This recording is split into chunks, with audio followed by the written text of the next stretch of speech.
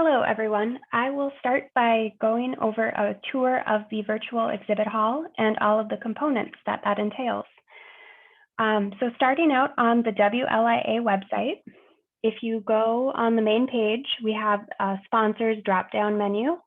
There's a link here then for the 2021 virtual exhibit hall. And if you click on that, it will take you to an ArcGIS online hub, which has the logos for all sponsors and exhibitors here. And it does tell you, who's a platinum sponsor, what sponsor level. And if they are also an exhibitor, it says here you can visit in the Remo exhibitor hall. So you can scroll through, click on any of these. If they are an exhibitor, and I'll just use Grace as an example here. If they are an exhibitor, it'll bring you to this page with more booth information. So we have the logo, the mission statement, photos with titles and bios for all of the booth representatives. And then we have any type of video that was submitted and featured projects. So this is the page where there's all the booth information, and we have it here hosted on the WLIA website because there really isn't a spot in Remo for us to put this type of information. So that's why we had to have it, we have the hub, which I showed, and then that links to pages on the WLIA website that has all the related booth info. So the Remo events are live events. Any link that we send for the Remo events, they're only active links for the time when the event is live. So there's really no way you can get into Remo beforehand and set anything up because it's simply just a layout or a floor plan of tables. And we've already loaded everyone's logo onto their table, and we've named their table for them. So,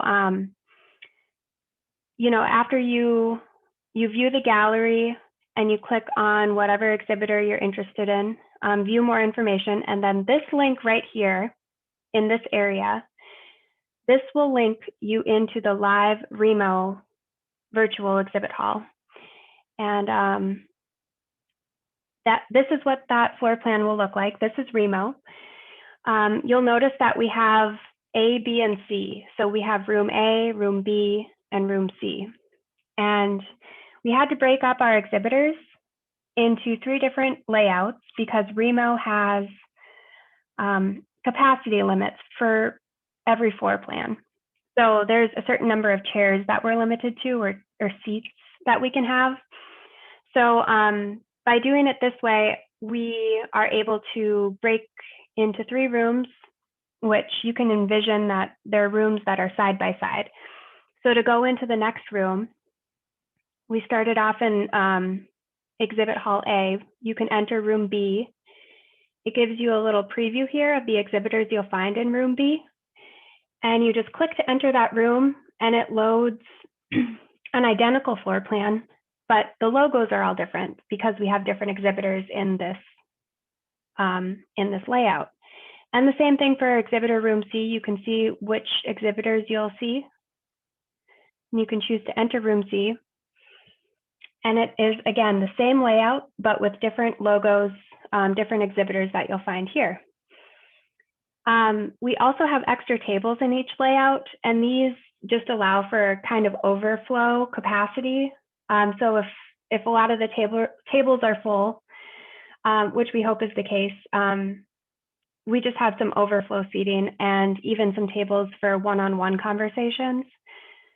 So you'll notice there's a maximum of 8 seats per table. When that is full, you cannot join a table. You just double click any table to be seated, and you can see that my icon moved. So I'm now seated at the data mark table. Double click over here to be seated at the Siler table.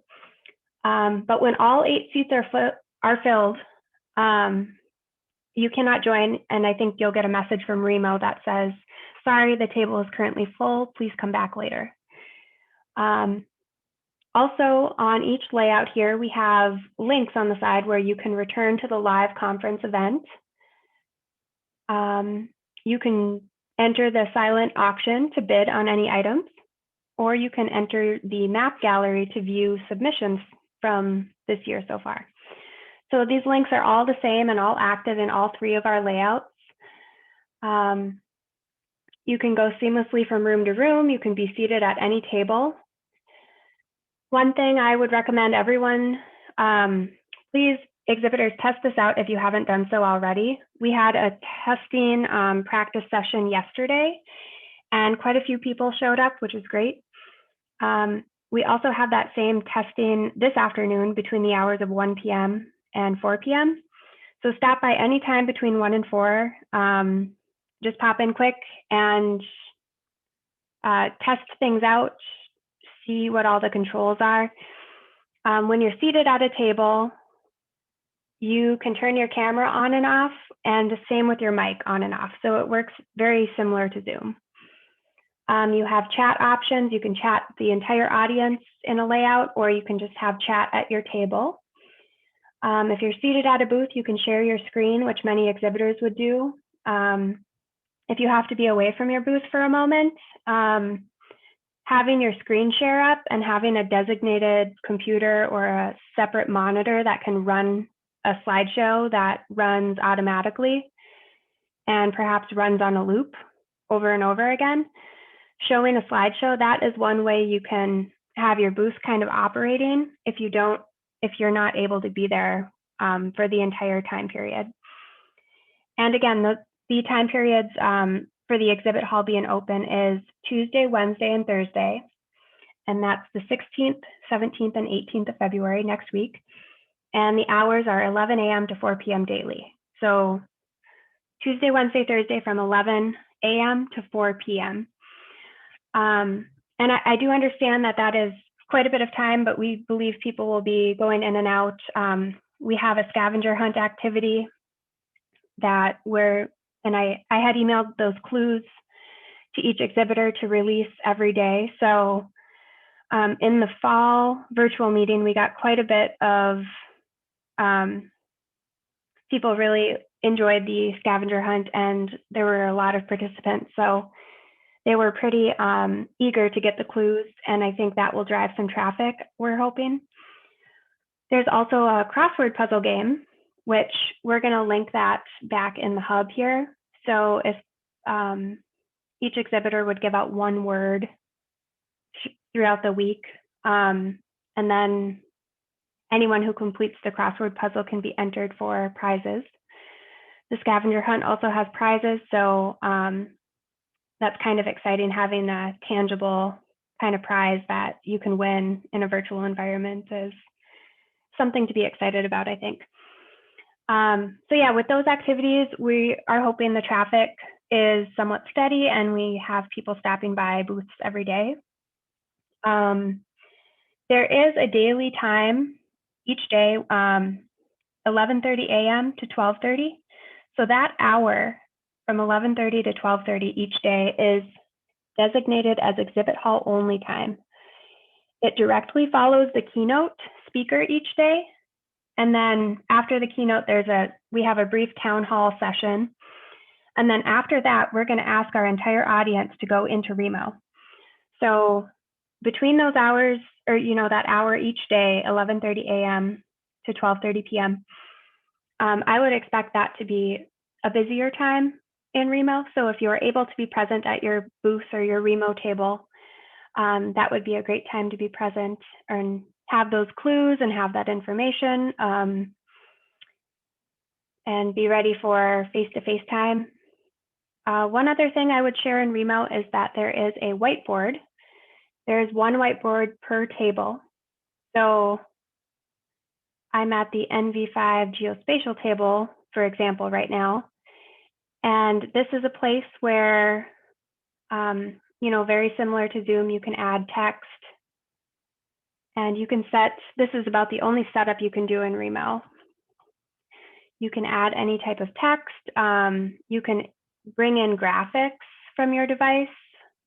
You can embed videos from YouTube.